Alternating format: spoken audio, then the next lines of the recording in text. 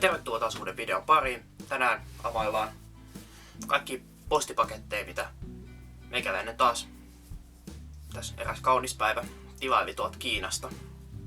Eli aloitellaan sitten. Ensimmäisenä mä oon näistä paketeista suurimman osan avannut jo.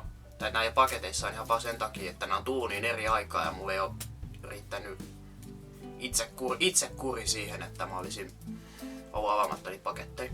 Mut joo, siis kumminkin. Ekaksi on tämmönen mini kolmijalka.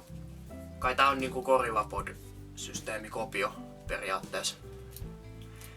Tää on niinku mini kolmijalka, mistä tuli sitten mukaan tämmönen, että saa kännykän laitettua tohon jos haluaa. Se lähtee sitten irti. Ja siinä on ihan normaali tommonen, että siihen saa laitettua minkä tahansa kameran. Tilasin näitä kaksi, mutta toinen mulla on käytössä nyt kameraa, mitä tuon kameran kolmijalkana, mitä meikä käyttää nyt. Sitten seuraavaksi on taskulamppu. Tämmönen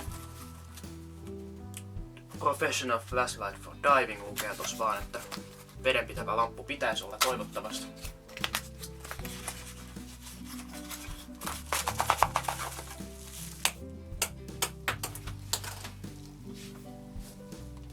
Ja vittu mä tän taskulampusta jollain saatana muoviputken.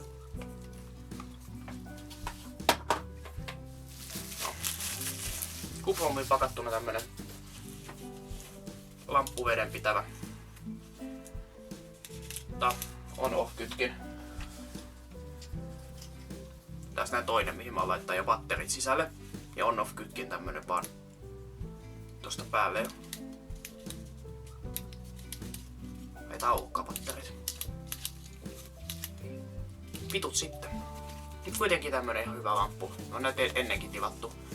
Sitten tää on varmaankin, että otan sukelluslampu periaatteessa. Saa laitettua käteen tolleen hienosti. Sitten seuraavaksi tämmönen niinku varavirtalähde. Se on aurinkokenno. Tässä on tämmönen kumisysteemi reunoilla. Että se toivottavasti kestäisi vähän iskujakin.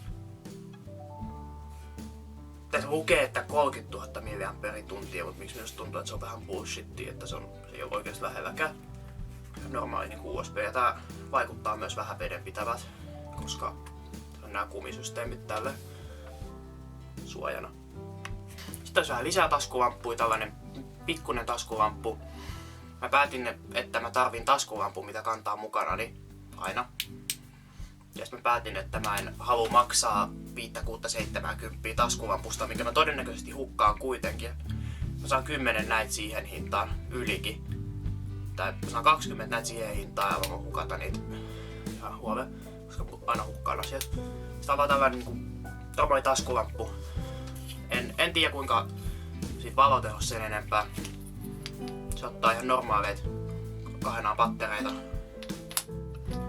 Ja se ottaisi kai jotain omia akkujakin, mutta mulla ei oo semmosia. Ja niin.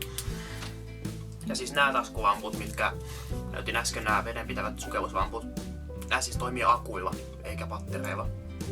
Mut niitä akkuja kannattaa tilata jostain Kiinasta mieluummin, koska ne maksaa siellä jotain euron kappale verrattuna siihen, että sä ostat niitä jostain Suomesta, ne maksaa 10 kappale. Sitten vielä hyppäsin hypejunaan mukaan ja tilasin tämmösen. Siis jos joku ei tiedä, niin tää on Fidget Spinner nimellä löytyy. Ja siis tää on käytännössä vaan tommonen hyrrä, mitä sä voit pyöritellä käsissäsi. Ja tää tuli just niinku ihmisille, ketkä esimerkiksi tykkää räpeltää jotain kynää tai on pakko olla käsillä jotain tekemistä koko ajan.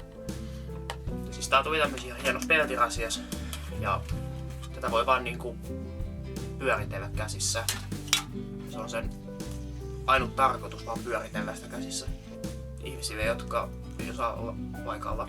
Ja ilmeisesti kaikille muillekin ottaa huomioon, miten paljon ottaa tuulta alle. Sitten niin viimeisimpänä, mutta ei vähäisimpänä, on tää kaikista isoin paketti. Ja tää on siis, mä oon sen avannut jo, ja siihen menisi turhaan aikaa tässä. Tilasin tämmösen, joku 3 viikkoa kesti tulla, niin tää on sen kuvausvalo. Ja maksoi jotain alle 20, vissiin 19,90 AliExpressissä. Ja katsotaan nyt sitten unboxing. Tää on kuplamuovia pakattuna. Eli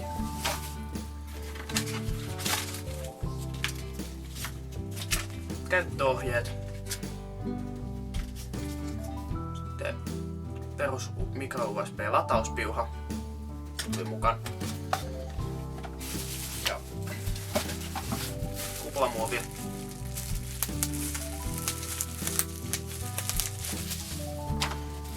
Sitten tuli tää itse laite, se on tämmöisessä mustas pussukas. Ja katsotaan minkä näköinen se on. Tää on pienempi kuin mä oletin.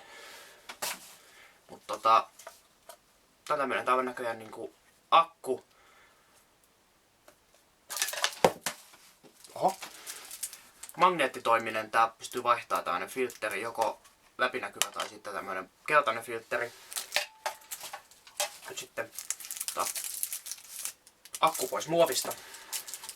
Ja katsotaan, onko se sakus virtaa tehtaalta tullessaan. Koska näissä monta kertaa nää on tyhjiä nää akut. Noniin. On kiinni siellä. Tän toi. Ja tää on erittäin kirkas tää valo. Kuten tosta näkyy taustaa, niin tää on paljon kirkkaampi kuin mitä kuitenkaan niin kuin todennäköisesti pystyy käyttämään kuvausvalona. Ainakaan lähietäisyydeltä. Tää on tosi kirkas. Ja sit siinä on niinku toi metallinen kolmijalkamountti, eli sen saa mihin tahansa kolmijalkaan kiinni. Sit siinä jos tosta näkyy tommonen neliskuomainen, niin sen saa mihin tahansa järjestelmäkameraan salaman tai mikrofonin paikalle laitettu. Mut siinä oli kaikki tällä kertaa. Nähdään ensi videon parissa. Se on moro.